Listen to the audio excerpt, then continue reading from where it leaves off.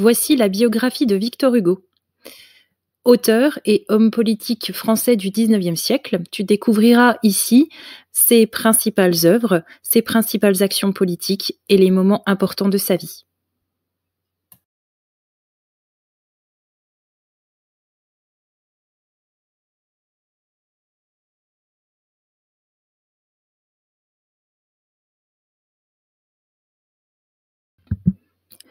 Les premières années.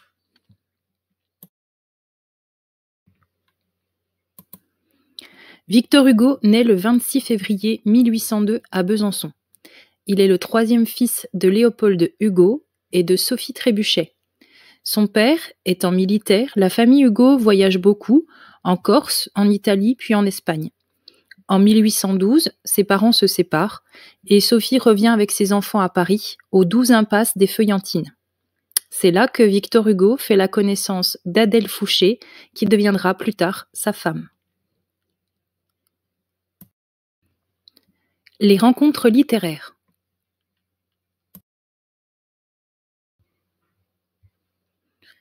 Dès l'âge de 12 ans, il compose des poèmes puis des pièces de théâtre. Il note dans un cahier « Je veux être Chateaubriand ou rien ». Chateaubriand est alors l'écrivain le plus célèbre de cette époque. Victor Hugo fréquente alors les salons, il assiste aux séances de l'Académie française.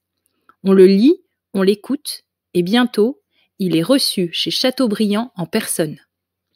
En 1819, il crée avec ses frères une revue littéraire. En 1822, ses premiers poèmes sont publiés. L'ascension fulgurante du jeune écrivain.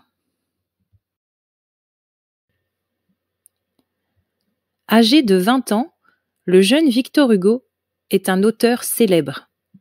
En 1823 paraît son premier roman, dans lequel il amorce sa réflexion sur la pauvreté des mineurs et la peine de mort.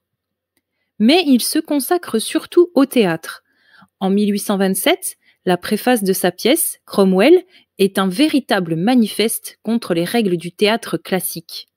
Victor Hugo est consacré chef de l'école romantique. En 10 ans, Victor Hugo ne publie pas moins de 7 pièces. C'est lors des répétitions de la pièce Lucrèce Borgia, en 1833, qu'il rencontre Juliette Drouet, une comédienne, et tombe amoureux d'elle.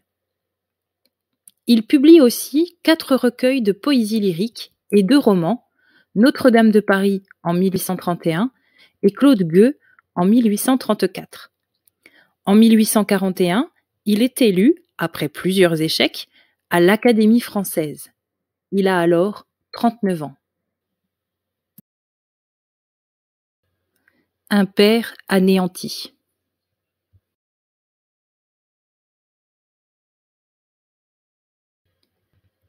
En février 1843, sa fille, Léopoldine, Didine, comme il l'appelle tendrement, se marie. Le 4 septembre, lors d'une promenade, le canot qui transporte les jeunes mariés chavire, et c'est le drame. Léopoldine et son mari se noient. Victor Hugo, en voyage avec sa maîtresse, Juliette Drouet, apprend 4 jours plus tard, en lisant le journal, la mort de sa fille et de son gendre. Ce drame marque un tournant dans la vie de Victor Hugo. Il prend conscience que le bonheur est fragile. Les querelles ne l'intéressent plus et il s'engage de plus en plus dans l'action politique contre les injustices sociales. S'il ne cesse d'écrire, il ne publiera plus pendant 10 ans.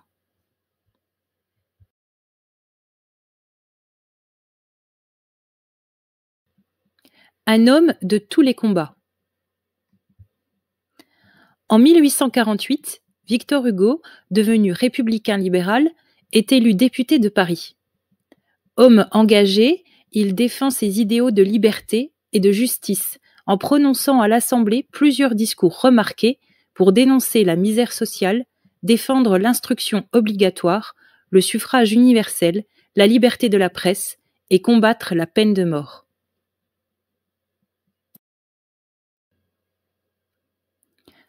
En 1851, Victor Hugo s'oppose au coup d'État, c'est-à-dire à la prise du pouvoir par la force de Louis-Napoléon Bonaparte, et appelle à la résistance. une récompense de 25 000 francs est offerte à qui l'arrêtera. Aidé par Juliette Drouet, sa maîtresse et sa compagne, il s'enfuit en Belgique, puis en Angleterre. L'exil est le temps des grandes créations.